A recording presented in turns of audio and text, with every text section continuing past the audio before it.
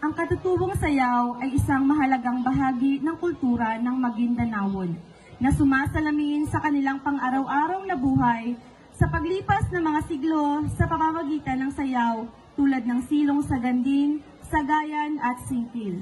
Ang silong saganding ay isang tumpak na sayaw sa korte na ginagampanan ng 4 na mananayaw na kumakatawan sa mga gong at isinasama sa galaw ng kamay.